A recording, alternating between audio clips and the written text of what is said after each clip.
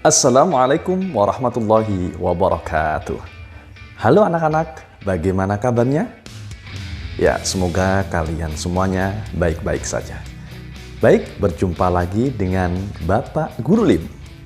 Pada video pembelajaran ini, kita akan melanjutkan pelajaran 6, yaitu tentang kisah Nabi Yusuf alaihissalam. Nah, sebelum kita melanjutkan, mari bersama-sama kita berdoa. Semoga apa yang kalian pelajari hari ini senantiasa mendapatkan ridho dari Allah Subhanahu wa Ta'ala. Mari bersama-sama membaca surah Al-Fatihah. Baca surah Al-Fatihah dimulai. A'udzu billahi minasyaitonir rajim. Bismillahirrahmanirrahim. Alhamdulillahi rabbil alamin. Ar-Rahmanir-Rahim. Maliki yaumiddin. Iyyaka na'budu wa iyyaka nasta'in. Ihdinas siratal mustaqim. Siratal ladzina an'amta 'alaihim ghairil maghdubi 'alaihim waladdallin. Amin. Doa sebelum belajar. Rabbi zidni ilma warzuqni fahma waj'alni minas solihin. Amin ya rabbal alamin. Oke, kira-kira teman kita hari ini ada yang nggak masuk? Ya, semoga yang mungkin hari ini ada yang tidak masuk karena sakit, segera diberikan kesembuhan oleh Allah Subhanahu wa Ta'ala. Ya, kalau ada yang tidak masuk karena izin, nanti boleh menyimak materi susulan di video ini. Baik anak-anak semuanya, sebelum Bapak melanjutkan, ada beberapa pertanyaan yang ingin Bapak tanyakan kepada kalian. Kemarin, pada video pembelajaran sebelumnya, Bapak sudah menjelaskan tentang kisah teladan Nabi Yusuf. Ada 4 bagian yang sudah Bapak jelaskan. Di antaranya yaitu ketika Nabi Yusuf bermimpi, kemudian Nabi Yusuf dibuang oleh saudara-saudaranya kemana? Ayo, siapa yang tahu? Iya, ke sumur. Iya. Kemudian bagian di mana Nabi Yusuf diselamatkan oleh para saudagar dan Nabi Yusuf menafsirkan mimpi. Oke, pertanyaan pertama. Ayo, siapa yang bisa menjawab pertanyaan dari Pak Alim? Pertanyaan pertama adalah siapa nama ayah Nabi Yusuf? Ayo, siapa? Ada yang tahu? Siapa? Iya, betul sekali. Nabi Yakub. Oke, pertanyaan pertama sudah dijawab dengan baik. Anak-anak hebat, tepuk tangan untuk kalian. Oke, pertanyaan kedua, yaitu ada berapakah saudara Nabi Yusuf yang tidak seibu? Ayo, ada berapa? Iya, ada 10. Iya, hebat sekali memang anak-anak ini. Ada 10, betul sekali. Oke, pertanyaan yang ketiga. Siapa nama ibu Nabi Yusuf alaihissalam? Ayo, ini agak-agak sulit ya karena nama orang. Oh, ternyata nggak sulit. Ada yang bisa. Iya, betul sekali. Namanya Rahel. Memang anak-anak Bapak ini hebat semuanya. Oke, itulah beberapa pertanyaan sebagai pembuka video pembelajaran pada kali ini. Baik, mari kita lanjutkan ya. Nah, kemarin Bapak menjelaskan sampai dengan kisah ketika Nabi Yusuf alaihissalam diminta untuk menafsirkan mimpi oleh siapa? Ayo. Oleh siapa? Oleh bapaknya? Bukan. Oleh raja ya. Kira-kira apa mimpinya? Ya, Nabi Yusuf alaihissalam menafsirkan mimpi raja ketika itu adalah melihat 7 ekor sapi betina yang gemuk dimakan oleh 7 ekor sapi betina yang kurus, 7 tangkai gandum yang hijau, dan 7 tangkai gandum lainnya yang kering. Ya, itulah mimpi dari raja yang ditafsirkan oleh Nabi Yusuf alaihissalam. Karena Nabi Yusuf ini dianggap sebagai sosok yang cerdas, kemudian raja memberikan jabatan kepada Nabi Yusuf alaihissalam. Oke, kita mulai saja ya. Nah, pada bagian kelima ini yaitu Nabi Yusuf menduduki jabatan. Kira-kira bagaimana kisahnya? Mari kita simak. Dengarkan dengan seksama ya. Oke, mulailah Nabi Yusuf alaihissalam menjadi pejabat keuangan. Nah, Lalu datanglah masa sulit sebagaimana mimpi yang ditafsirkan Nabi Yusuf alaihissalam. Nah, ternyata benar. Mimpi raja yang ditafsirkan oleh Nabi Yusuf alaihissalam benar-benar terjadi.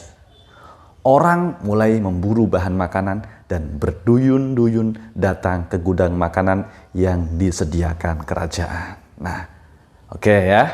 Nah, kalau begitu kira-kira raja ini baik nggak? Nah, baik, iya baik. Karena sudah menyediakan persiapan untuk 7 tahun ke depan bagi rakyatnya yang tidak memiliki atau tidak bisa mencari makanan. Disediakan dari kerajaan. Berarti rajanya baik. Oke. Kemudian rakyat ini datang ke kerajaan.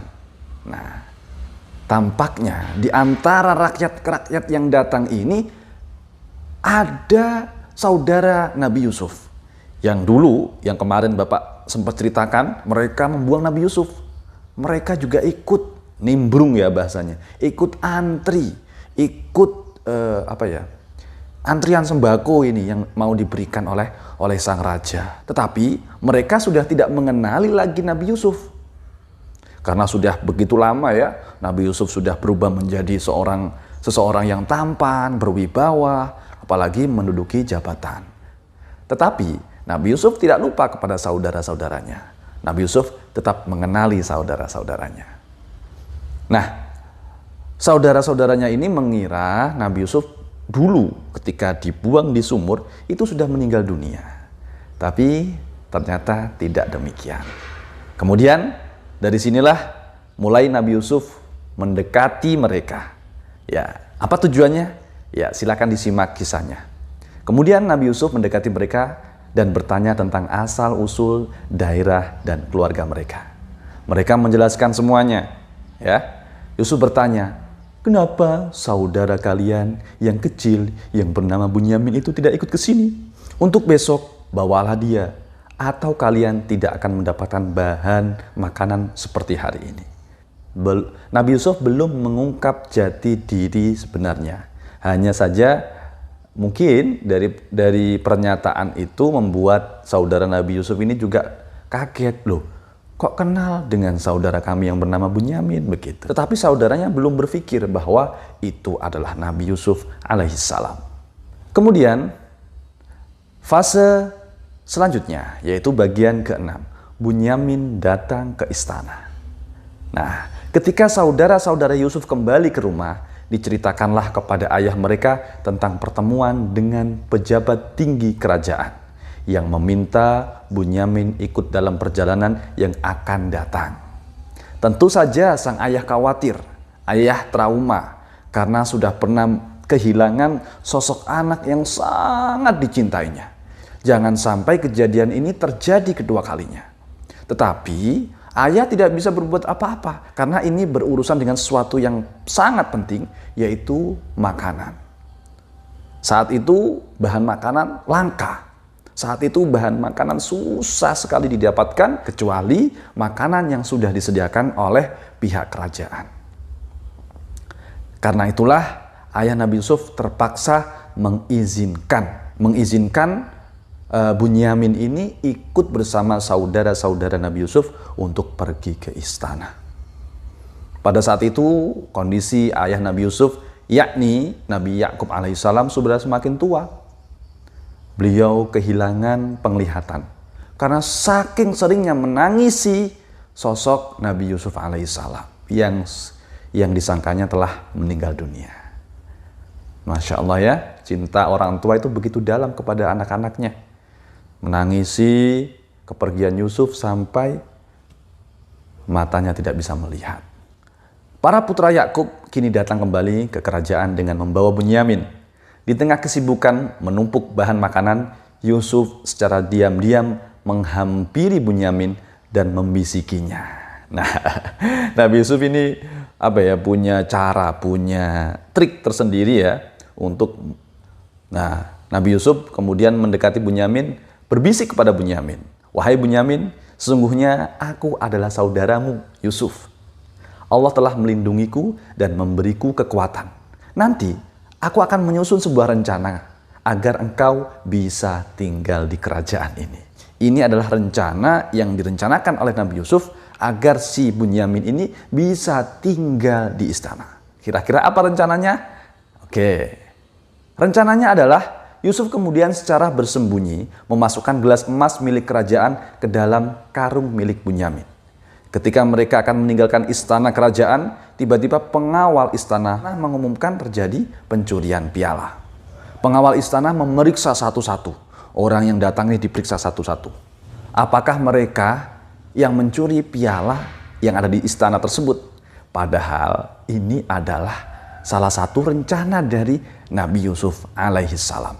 Nah, ternyata piala itu ada di dalam karungnya si Bunyamin. Nah, karena inilah Bunyamin ditahan dan tidak boleh meninggalkan istana. Sementara yang lain boleh meninggalkan istana dan kembali ke rumahnya masing-masing. Termasuk juga saudaranya Nabi Yusuf alaihissalam. Kemudian, saudara-saudara Nabi Yusuf alaihissalam kembali kepada ayah mereka di Palestina tanpa Bunyamin.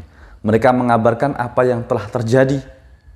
Ini membuat ayah Nabi Yusuf alaihissalam semakin bertambah sedih. Dan kemudian beliau berkata, "Wahai anak-anakku, pergilah kalian mencari berita tentang keberadaan Yusuf dan Bunyamin. Janganlah kalian berputus asa." Sewaktu mengambil makanan berikutnya, Yusuf alaihissalam mempertemukan Bunyamin dengan saudara-saudaranya. Yusuf berkata, "Sadarkah kalian tentang perbuatan apa yang telah kalian lakukan kepada saudara kalian sendiri, Yusuf dan Bunyamin?" Mereka sangat terkejut karena di hadapan mereka ternyata adalah Yusuf, yaitu adik mereka yang pernah mereka buang ke sumur. "Apakah engkau Yusuf?" saudara-saudaranya bertanya. Nabi Yusuf menjawab, "Benar, aku adalah Yusuf." Mereka mengakui kesalahannya dan memohon maaf atas perbuatan yang mereka lakukan. Kemudian Nabi Yusuf berkata, "Kalian tidak akan dihukum dan dipersalahkan.